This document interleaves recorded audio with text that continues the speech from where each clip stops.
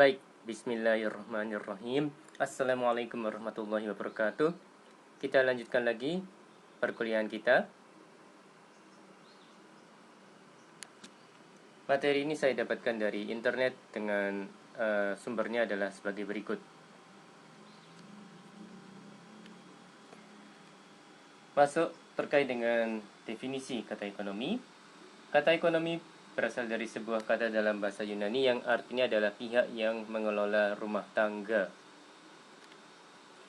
Ilmu ekonomi adalah suatu studi mengenai individu dan masyarakat membuat pilihan dengan atau tanpa penggunaan uang, dengan menggunakan sumber daya terbatas tetapi dapat digunakan dalam berbagai cara untuk menghasilkan berbagai jenis barang dan jasa, serta mendistribusikannya untuk kebutuhan konsumsi sekarang dan di masa datang kepada berbagai individu dan golongan masyarakat, menurut Profesor Paul A. Samuelson. Menurut Sadono Sukirno, ilmu ekonomi adalah menganalisa biaya dan keuntungan dan memperbaiki corak penggunaan sumber daya. Sumber daya di sini adalah sumber daya alam dan sumber daya manusia. Menurut Mankiw, ilmu ekonomi adalah studi tentang bagaimana masyarakat mengelola sumber daya yang selalu terbatas dan langka.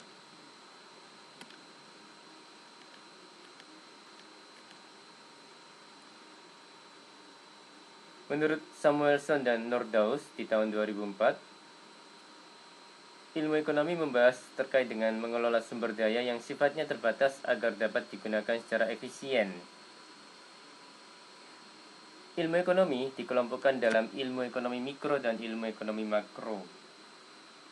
Ekonomi mikro, dalam kurung teori harga, menitik beratkan pada perilaku ekonomi individu rumah tangga, perusahaan dan pasar dalam mengelola sumber daya ekonomi secara efisien. Ekonomi makro menitik beratkan pembahasan tentang perekonomian secara keseluruhan, dalam kurung agregatif atau agregat, pengangguran, inflasi, pertumbuhan ekonomi, dan perdagangan internasional.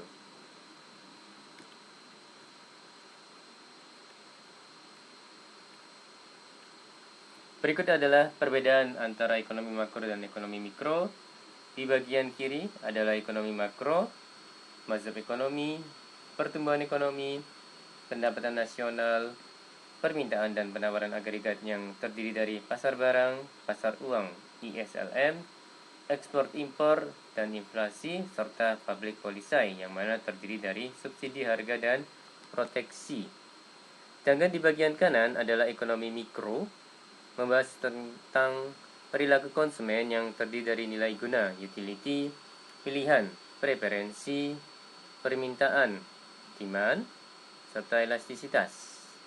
Kemudian membahas juga terkait dengan perilaku produsen, yang mana terdiri dari teori produksi, biaya produksi, maximize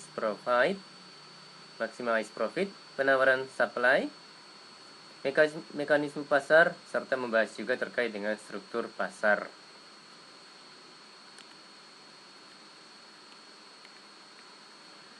Baik, ekonomi mikro memfokuskan atas individu dalam perekonomian. Lebih detail lagi, ekonomi mikro membahas terkait bagaimana rumah tangga dan perusahaan membuat keputusan dan bagaimana mereka berinteraksi di pasar. Sedangkan ekonomi makro melihat perekonomian secara keseluruhan. Dalam hal ini, mengkaji fenomena perekonomian secara luas, termasuk inflasi, pengangguran, dan pertumbuhan ekonomi.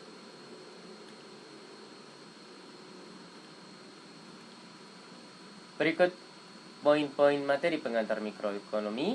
Ada dasar-dasar ilmu ekonomi, ada teori permintaan dan penawaran, ada elastisitas permintaan dan penawaran, ada teori perilaku konsumen, teori produksi, teori biaya produksi, serta struktur pasar. Dasar-dasar ekonomi. Berikut adalah masalah-masalah ekonomi. Dalam slide ini ada 3 poin. Pertama, barang apakah yang akan diproduksi dan berapa banyaknya? Kedua, bagaimanakah barang tersebut diproduksi? Ketiga, untuk siapa barang tersebut diproduksi? Oke, slide ini membahas terkait dengan 3 masalah ekonomi. Jadi, masalah pokok perekonomian. Yang pertama, kekurangan atau kelangkaan. Yang kedua, kebutuhan masyarakat.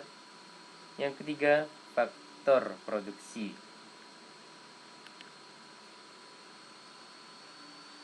Masalah pokok perekonomian, adanya scarcity, yaitu masalah kelangkaan atau kekurangan akibat ketidakseimbangan antara kebutuhan masyarakat dengan faktor-faktor produksi yang tersedia dalam masyarakat. Di satu pihak, keinginan masyarakat relatif tak terbatas, sementara di lain pihak, sumber daya atau faktor-faktor produksi yang dapat digunakan untuk menghasilkan barang tersebut relatif terbatas.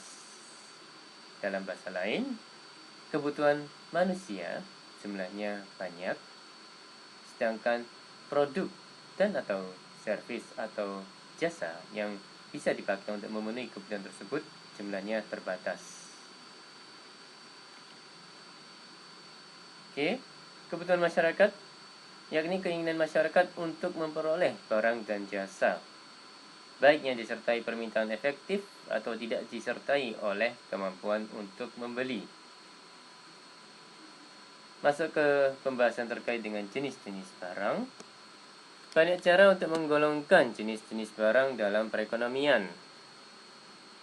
Cara memperolehnya bisa dibedakan antara barang ekonomi, yaitu barang yang memperoleh usaha untuk memperolehnya.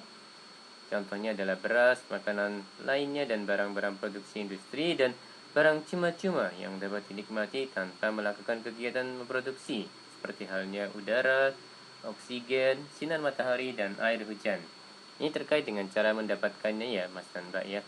Jadi barang ekonomi itu butuh usaha untuk mendapatkannya, sedangkan barang cuma-cuma ya barang gratis, kita tidak perlu usaha yang besar untuk mendapatkannya. Selain itu, dalam teori ekonomi, terdapat 2 cara penggolongan, yaitu yang pertama adalah berdasarkan kepentingan barang tersebut dalam kehidupan manusia. Dapat dibedakan menjadi barang inferior, barang esensial, barang normal, dan barang mewah. Barang inferior adalah barang yang banyak diminta oleh orang-orang yang berpendapatan rendah. Jadi kalau pendapatan bertambah tinggi, maka permintaan terhadap barang inferior akan berkurang. Contohnya adalah ubi kayu akan diganti oleh beras jika pendapatan seseorang naik. Kemudian barang esensial, yakni saya bacakan, barang esensial perubahan pendapatan tidak akan mengurangi atau menambah permintaan terhadap barang esensial. Jadi baik sedikit maupun banyak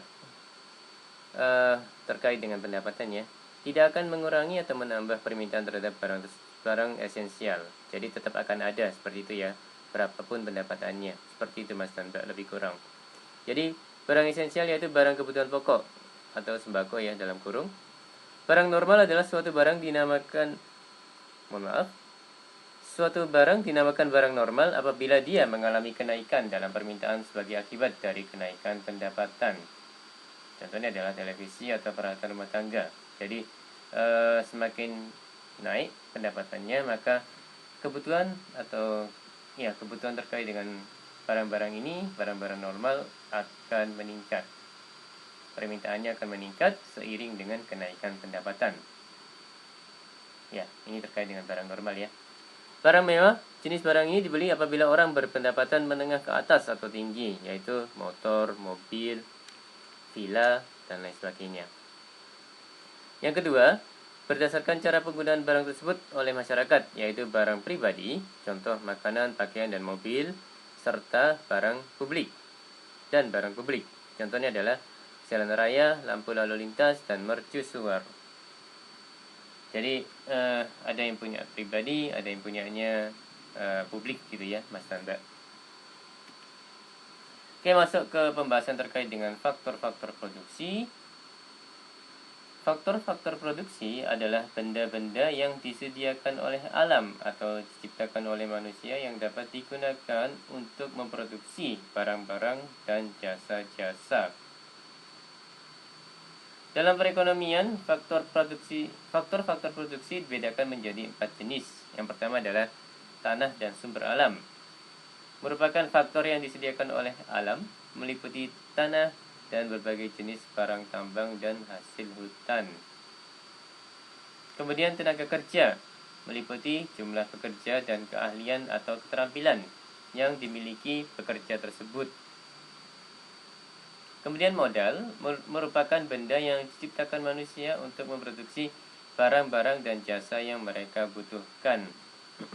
Alat-alat produksi ya, misalnya mesin bubut. Keahlian keusahawan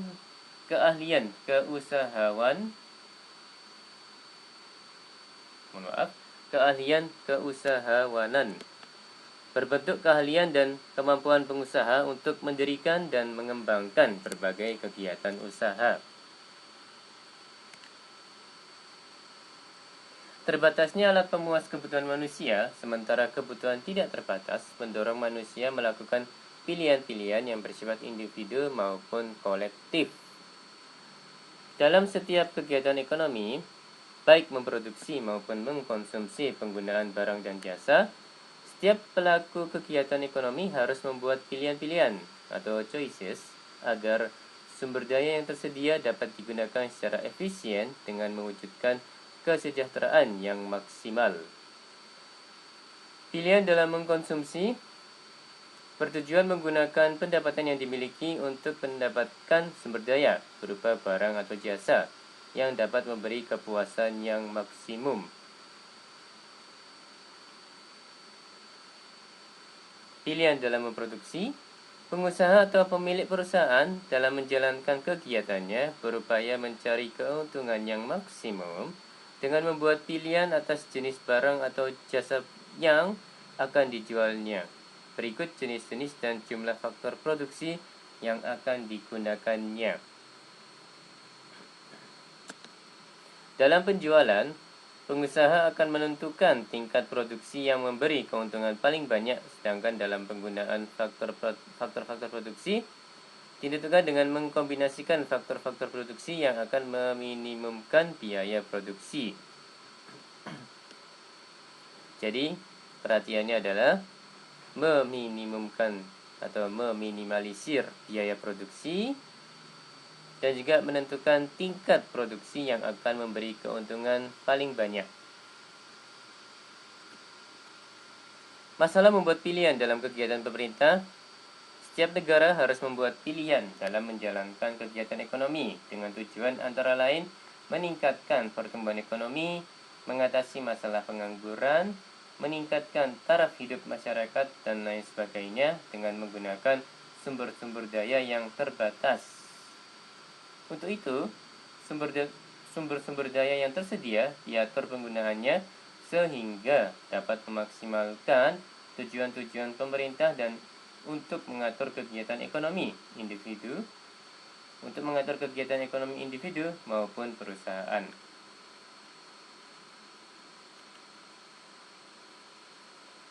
Berikut adalah faktor-faktor penggerak kegiatan ekonomi. Ada 4 di slide ini. Yang pertama adalah kebutuhan ekonomi.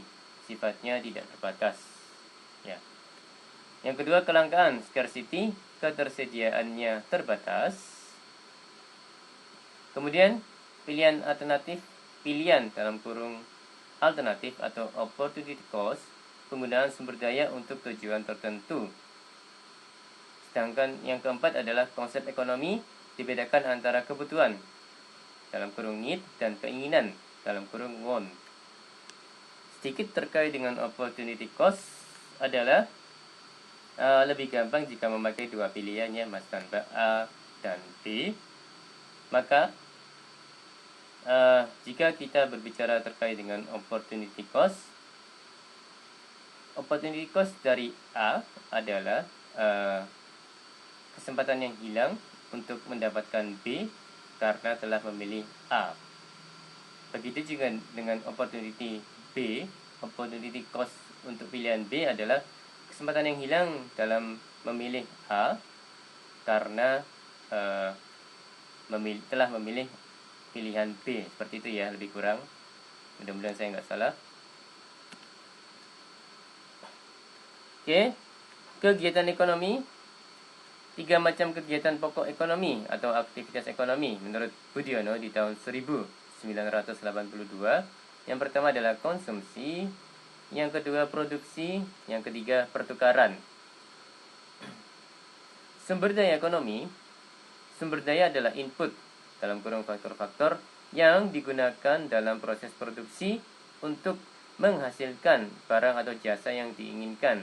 Terdiri dari pertama, sumber daya alam, contoh tanah, cadangan mineral. Yang kedua, sumber daya manusia, contoh tenaga kerja dan entrepreneurship. Dan yang ketiga adalah sumber daya modal, contohnya adalah peralatan fisik, mesin, bangunan, dan komputer. Baik, ini adalah terkait dengan diagram aliran sirkulasi. Jadi untuk yang ada dua kotak besar ini ya, ada pasar barang dan jasa serta ini pasar faktor produksi. Jadi ada dua pemain utama, rumah tangga dan perusahaan. Sepertinya ini. Contohnya ini, pembelian barang dan jasa yang dilakukan oleh rumah tangga dari pasar barang dan jasa. Jadi yang didapatkan oleh si rumah tangga adalah barang dan atau jasa. Seperti itu ya, Mas dan Mbak ya.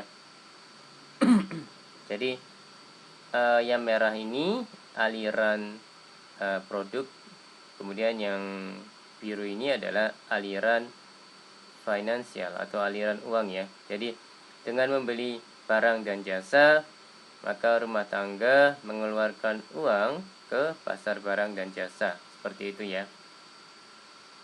Dan terkait dengan ini, perusahaan menjualkan barang dan atau jasa ke pasar barang dan jasa. Seperti itu ya. Makanya merah ini adalah aliran produk gitu ya, aliran barang dan atau jasa ya.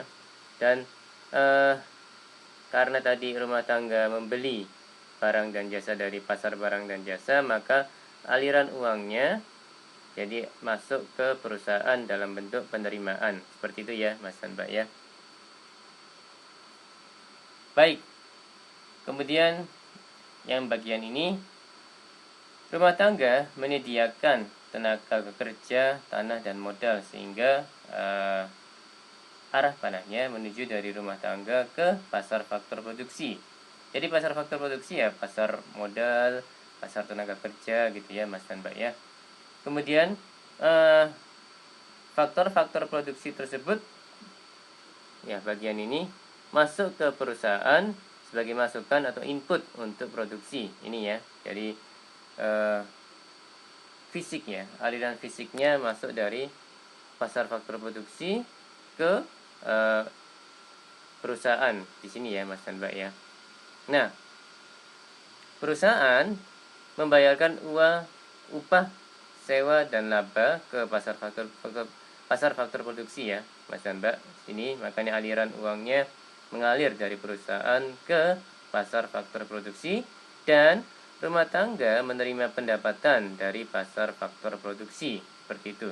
Jadi mengalir aliran uangnya berupa pendapatan dari pasar faktor produksi ke rumah tangga. Seperti itu Mas dan Mbak penjelasan terkait dengan diagram aliran sirkulasi.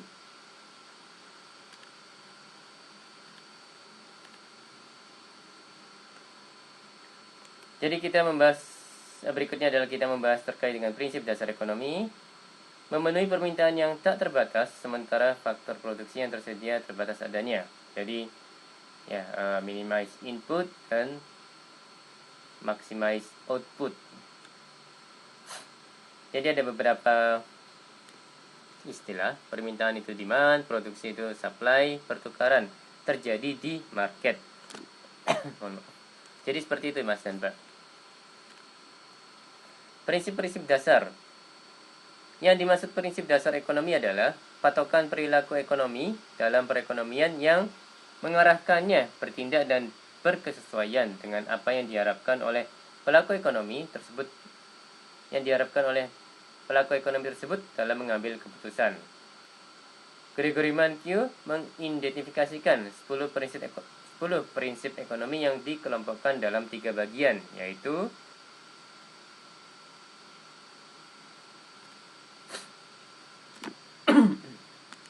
kelompok pertama adalah bagaimana kita membuat keputusan.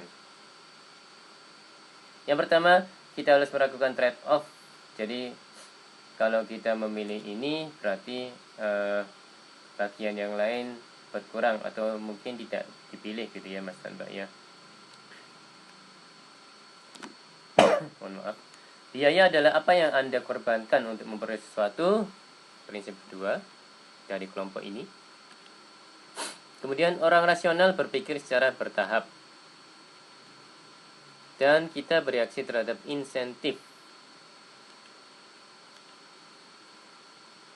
Oke, kelompok kedua. Bagaimana orang-orang berinteraksi. Perdagangan dapat menguntungkan semua pihak. Pasar biasanya sebagai tempat yang baik untuk mengorganisasikan kegiatan ekonomi. Dan yang ketiga, pemerintah dapat memperbaiki hasil-hasil mekanisme pasar. Kelompok ketiga, bagaimana perekonomian secara keseluruhan bekerja. Standar hidup, poin-poinnya adalah standar hidup suatu negara tergantung tingkat produksi negara tersebut. Harga meningkat jika pemerintah mencetak uang terlalu banyak. Dan masyarakat menghadapi trade-off jangka pendek antara inflasi dan pengangguran. Baik, sebelumnya adalah terkait dengan 10 prinsip ekonomi ya. Nah, kita masuk ke batas kemungkinan produksi. Batas kemungkinan produksi adalah suatu grafik yang memperlihatkan berbagai kombinasi keluaran yang mungkin dapat diproduksi oleh perekonomian dengan faktor produksi tertentu dan teknologi produksi yang tersedia.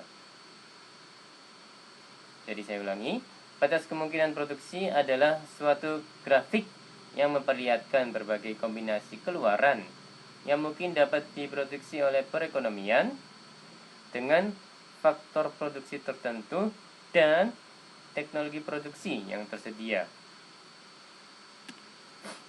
Jadi ini adalah contoh grafik yang menjelaskan terkait dengan batas kemungkinan produksi ya, Mas dan Mbak ya. Jadi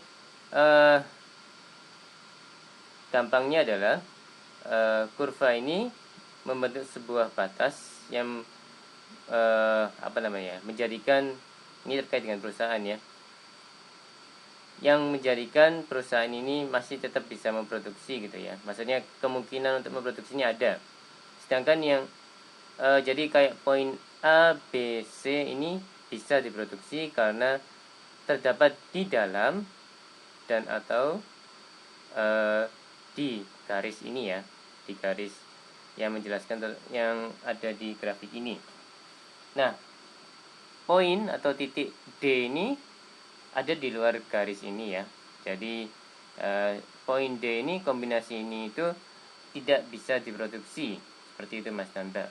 Jadi ini produksinya adalah kombinasi produksinya adalah memproduksi jumlah produksi mobil yang kita lihat di sumbu X, kemudian terkait dengan jumlah produksi komputer yang kita lihat di sumbu Y. Jadi kombinasinya adalah memproduksi mobil dan komputer seperti itu ya Mas dan Mbak ya.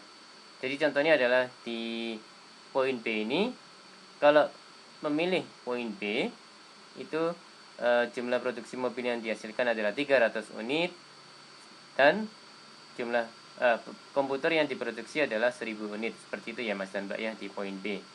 Begitu halnya dengan poin A. Pada poin A, jumlah produksi mobil yang diproduksi kalau dibandingkan dengan B naik ya, dari 300 ke 700. Sedangkan untuk yang produksi komputernya adalah 2000 pada poin A ya Mas dan Mbak. Untuk poin C, jumlah produksi mobil yang dihasilkan adalah 600 unit mobil. sedangkan komputer adalah 2200 unit. Seperti itu ya, pada poin C. Bagaimana dengan poin di titik ini? Ya, berarti seluruh faktor-faktor produksi dipakai untuk membuat komputer saja. Seperti itu ya Mas dan Mbak ya. Jadi 3000 unit komputer dan 0 unit mobil yang dihasilkan. Begitu juga dengan halnya ini. Pada poin ini si pemilik memutuskan untuk memproduksi hanya mobil saja, yaitu 1000 unit mobil dan 0 unit komputer yang dihasilkan di bagian ini. Sekali lagi, untuk yang poin D ini tidak termasuk di dalam garis ini, tidak termasuk di dalam ataupun di di garis ini, sehingga tidak bisa diproduksi dengan faktor-faktor produksi yang dimiliki sekarang gitu ya Mas dan Mbak ya. Jadi ini ya yang diarsir ya lebih jelas lagi, batas kemungkinan produksi seperti itu ya Mas dan Mbak ya. Ya. Oke. Konsep-konsep yang digambarkan oleh batas kemungkinan produksi adalah efisiensi, yaitu hemat ya. Kemudian trade-offs, jadi maaf. Jadi kalau misalnya memproduksi banyak unit mobil, maka jumlah unit komputer yang dihasilkan akan berkurang. Sebaliknya juga seperti itu ya Mas dan Mbak ya. Itu adalah konsep trade-offs. Kemudian biaya kesempatan, opportunity cost. Kemudian pertumbuhan ekonomi. Itu adalah beberapa konsep yang dibahas oleh batas kemungkinan produksi. Oke, ada kalanya Mas dan Mbak batas kemungkinan produksinya itu bertambah dari yang awalnya garis biru ini menuju ke garis merah Mas dan Mbak. Seperti ini ya.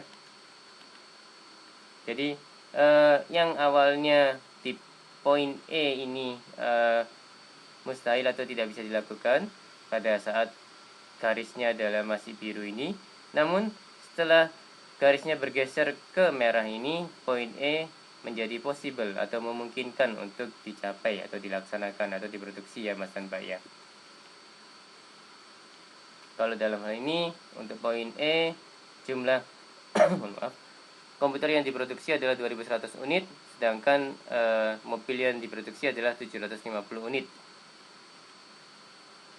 Ya, ini pergeseran dalam batas kemungkinan produksi. Salah satunya adalah misalnya penggunaan penemuan teknologi baru yang lebih membuat efisien. Misalnya teknologi ICT ya, Mas dan Mbak ya, Information and Communication Technology, atau lebih umum dikenal dengan IT.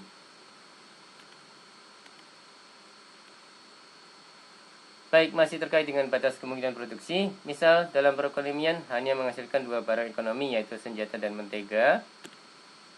Jadi ini ada beberapa contoh lainnya. Ini contoh lain dan ini terkait dengan senjata dan mentega saja yang diproduksi.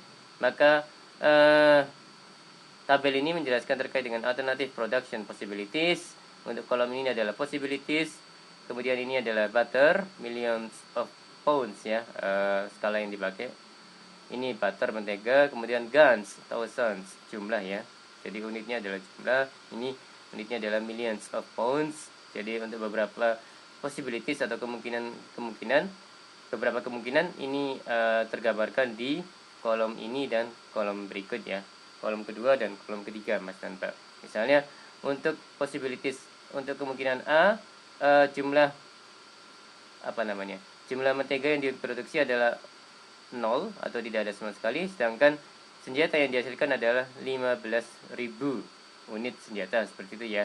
Sedangkan untuk yang misalnya kemungkinan D ini, pilihan D ini, jumlah mentega yang dihasilkan adalah 3 juta pounds beratnya itu ya.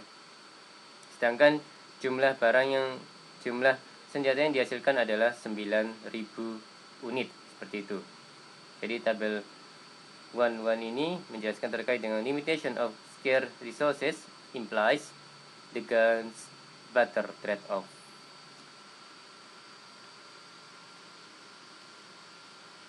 Jadi ini masih terkait dengan contoh sebelumnya.